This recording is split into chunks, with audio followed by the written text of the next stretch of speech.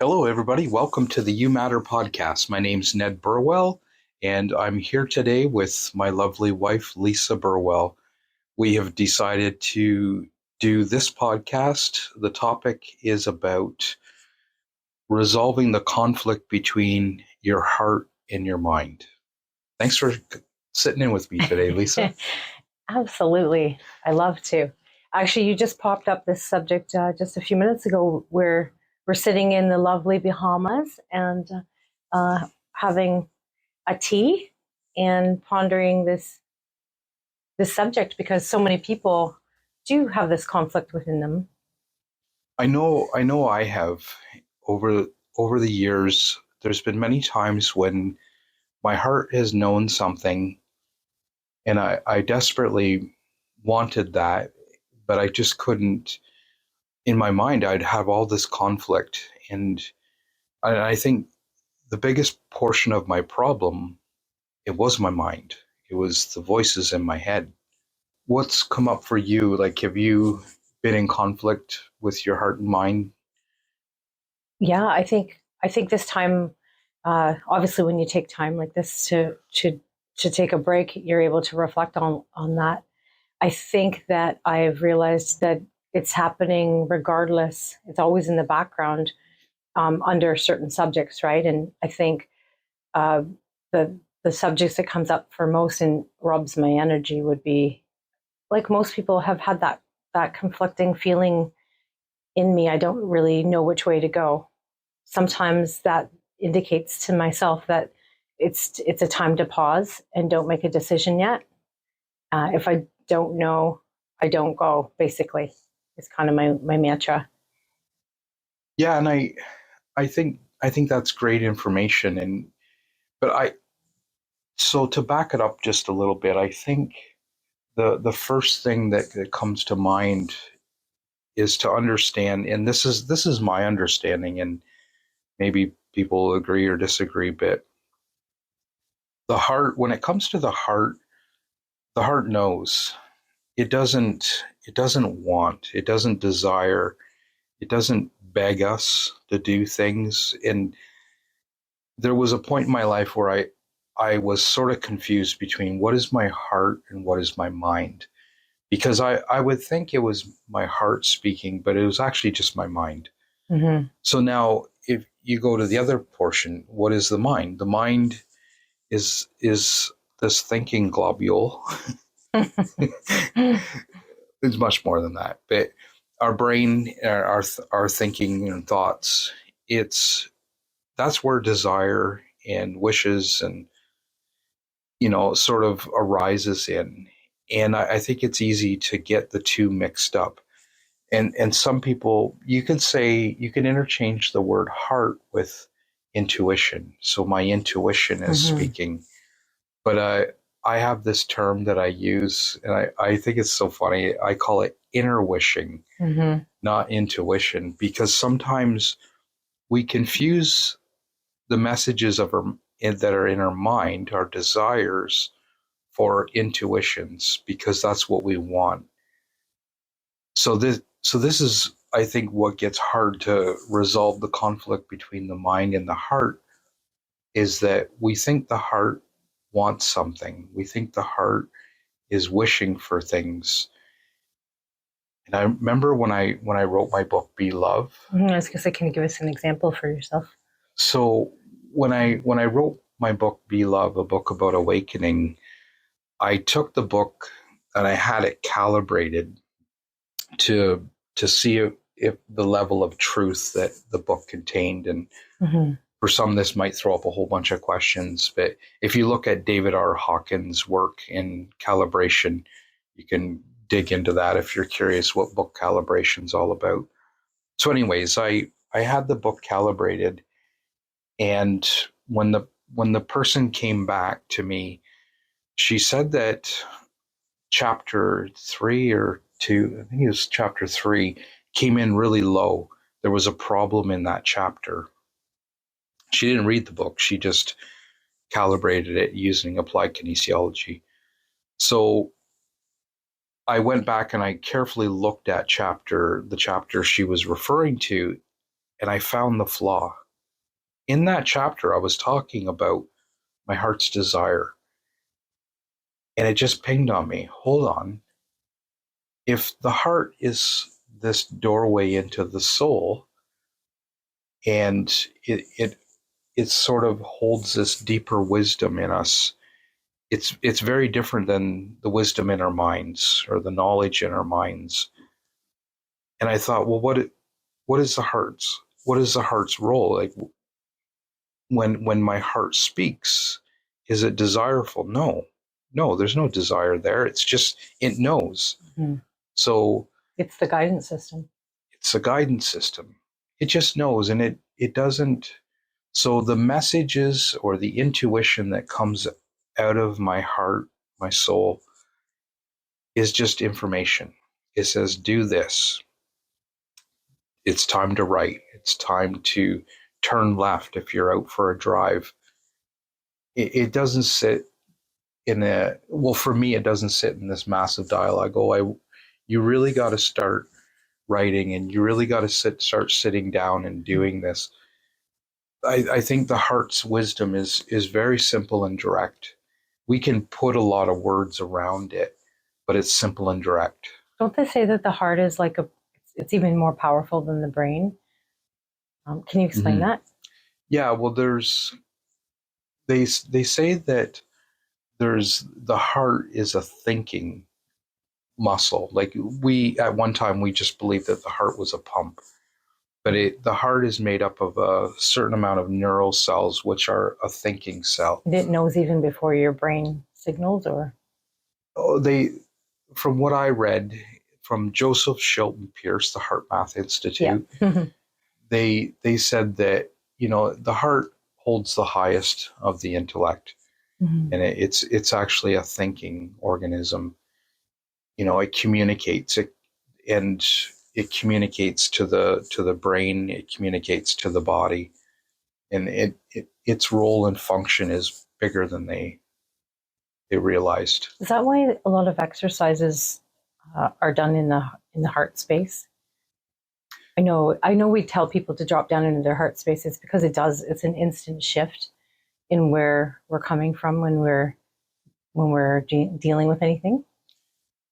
Yeah, I think that's a common practice because, like what I said earlier, it's moving into the heart is a doorway into the soul. It's a doorway into that deeper wisdom within you. And so the importance of bringing our attention back into that space is paramount in our lives. And I think it's paramount in our ability to resolve the conflict that happens between the heart and the mind. So how do we resolve that conflict? Do you have any thoughts off the top of your head? For myself, this is just for myself, but it's always to get quiet. And I think we keep talking about, we say that there's a wise self within. We only need to go within and nothing on the external, right? But it's really that divine energy that's the guidance system. It's not really us per se. But when you tap into that, I feel like it's this incredible safe space. And when you shut out the thoughts, thoughts will still come, but when you don't grab onto them and you find that sort of that sweet spot just to sit in that stillness, things look very different. I always say even 5 minutes or 20 minutes a day can change your whole day, right? Or change your whole outlook. Like, I know, going into that stillness. Going into that stillness. And I preach it a lot, I know. But yeah, because it does shift you. Yeah. And I think that's what you're saying is key. And it's right in line with what I believe to be true as well. Our habit is to go and ask other people, right? Mm-hmm. Yeah. And so, but there's also been times where it's been extremely helpful for me to settle my mind. And how do I settle it? I can settle my mind sometimes by exhausting it. And not exhausting it with that internal dialogue, but rather bringing that dialogue out.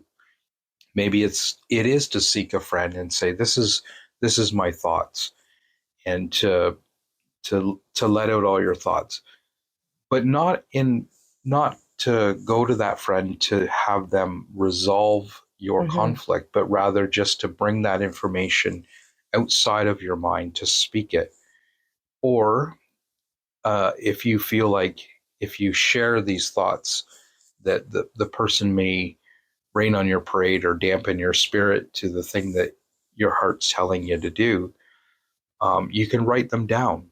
Get a sheet of paper and just kind of spill out your thoughts. Write a list of pros and cons. But then when you're finished writing or when you're finished speaking to your friend, then it's time to set it down. You have all the information that's in your mind out of you, either on paper or you've moved it out of your mind to another person. Now it's time to get quiet. I think that's the component that we often miss, is that quiet. It's the quiet that we need, because here's another quality of the heart, is that it speaks in real time. And I've found that my heart, more often than not, it's always speaking, and it's applicable for this moment here right now. The heart doesn't, because it comes out of the soul, it's not speaking about a future tense or a past tense. It seems like the information that comes out of my awareness of my heart space and the stillness in me is really about this moment here right now. Yeah, and I think it's individual for people and what order they do that in, right? Like it's that might work for you on some days, and other days it's different. Yeah, Same with me too. Like my preference is to get quiet first and see what I can, what is really underneath there. If you know, sometimes you don't need to explore it to death, and it's not even better to chase that and go further into it, right? Because it's just mind stuff again. that's right. Or it's your conditioning, your filters, everything. You're just putting it through. Most times, I like to get quiet first, and then if I can't, if I still feel the same way after, then I'll seek. I actually I ask you a lot of questions sometimes, right? Mm-hmm. And then I have friends that are for other things that a subject might be better to ping off them because they have the experience. Yeah. And then I still, when they give me feedback, I still take it and I like to sit with it versus just following somebody else's, what somebody else would do in their life. They're going to give me an answer that they would do, right? That's right. Yeah. And we can draw wisdom from others. I've sought the wisdom of friends so many times, and it's been helpful. And there's been times where friends have given me really good, helpful information, but it wasn't for me. And I think you're right. Like with the mind, to after you've made your list or you've shared with a friend, I think the importance is not to keep going back and rehashing it back in your head. It's important not to continuously talk about the struggle that you're having. So the mind, because the mind is incredibly helpful to, if we need to bring up roadblocks and resistance, and the mind is clever in the sense that your heart will say you need to take a workshop in this or that, but the mind will come up with all the problems and the whys and hows that you can't. If we continuously go back and rehash this in our minds, where we may not get the clarity that we need. If you take this is just an example. When it comes to us as partners, we go to each other if there's anything we need to speak about that has to do with a relationship or our relationship. But if you go to a friend that is maybe hasn't resolved their own issues in that department, and they're always rehashing their issues with their partnership, that might not be a good source for you to go to at that point, right? Mm-hmm. That might just keep you in it or put you in it deeper and add extra emotion to it, which puts it in deeper, and it's not really helpful. Yeah. And like for me, my father he was the deepest, one of my deeper sources of wisdom that I would Mm-hmm. draw from. And when he was with us, I would often go and run my ideas by him. And for many years, whatever came up from him, I would just do that. But then I remember, I think I was about 19 years old, 19, and he told me what I should be doing. And I'm like, no, that's good information. It's not like he was wrong, but he also wasn't right for me. And Definitely. I learned early on that it was important that I had to learn how to start trusting myself. We sometimes trust the voices in our head too much. We sometimes trust the voices in our head that were planted from other people. Or it goes back to that inner wishing too, right? Mm-hmm. We trust because we want something that it's right for us. Mm-hmm. But I think it's really important that in resolving the conflict between your heart and your mind is that you begin to trust yourself, and we have to be truly honest with ourselves and our the things that we want to do in our life. Is this really good for me? So now I guess the last point to make is, if we're inviting people to go to their hearts and to be quiet, how do they do that? How do you be quiet so that you can hear the voice in your heart?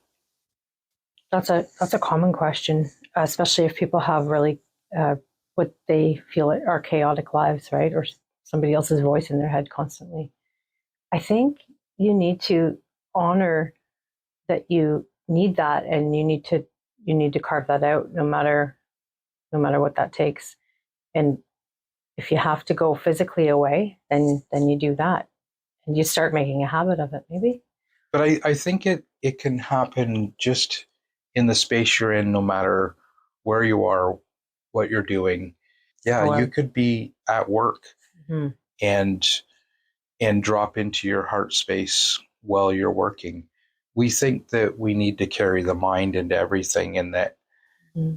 there's and I talk about this all the time, but there's thoughts that come into your head and then we speak back to the thoughts. So to getting into that quiet space to find your guidance and direction, if you stop talking back to the thoughts that are dropping in your mind, 50% of the dialogue goes away. So it's always a choice whether we're going to speak back to the thoughts that are arising in our mind. The thing is that we're not going to stop the thoughts dropping in. So there will always be thoughts dropping into our mind, but we absolutely have the choice whether we speak back. And again, that's going to cut down 50% of the noise that's distracting the mind. Mm-hmm. And then the next thing that is important to remember, or to practice, if you're trying to get into that quiet that we need so often in our lives that we just don't get, is that where is the focus? Where is your focus being placed? When I was caught in the dialogues in my mind, my focus was always on my mind. Just by simply moving your awareness into your heart space, you automatically can get quieter. And you'll notice that you'll drift back into the mind. And when you notice, go back, bring all that awareness back into the quietness in your heart, and just rest in that and listen. And this itself is a meditation practice, but you don't have to do this with your eyes closed. If you're looking to resolve the conflict between your mind and your heart, you can do that while you're working. You can do that, all day long. You can just, if you've already exhausted all this information in your mind, then just sit and be quiet. and sometimes your answers will spontaneously arise like within minutes. There'll be other times where it'll be a much longer period until you get that answer that you're seeking. But because there's a question, there is absolutely an answer. I always love that. Yeah. And for anyone that's had further training on meditation or mindfulness, that's the part I was going to get to. There comes a point where they teach you how to do the open-eyed meditation. You're just very conscious. You're in the moment. You're awake. It doesn't matter. Part of the noise going on around you is just it's built right into the experience. Or you can, I know Eckhart teaches this too, is with each sound, you just go deeper into that stillness. It doesn't have to be distraction.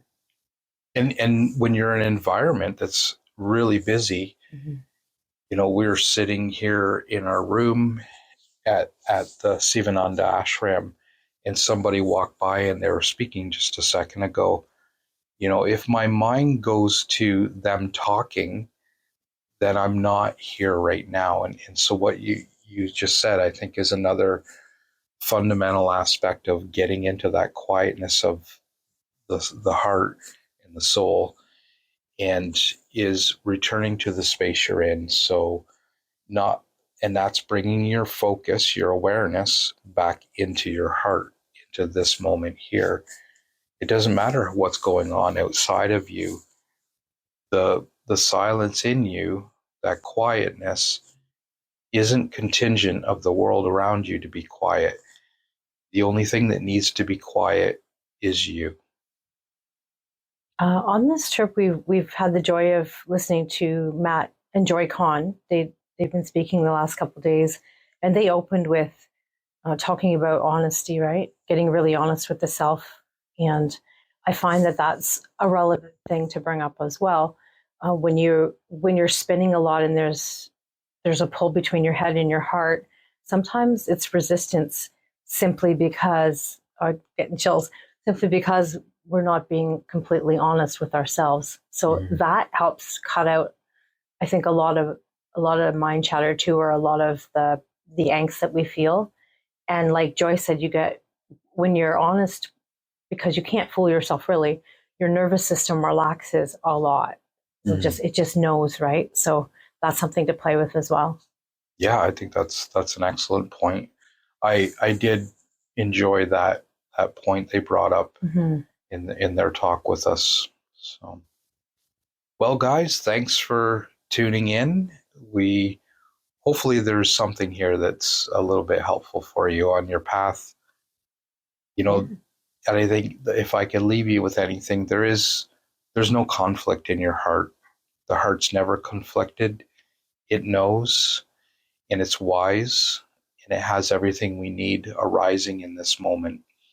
So just love. It's full of love. It goes back to love. Always goes back to love. 100%. Hope everyone's having a wonderful day. Thanks again. Take care. Thank you. Bye-bye. Bye-bye.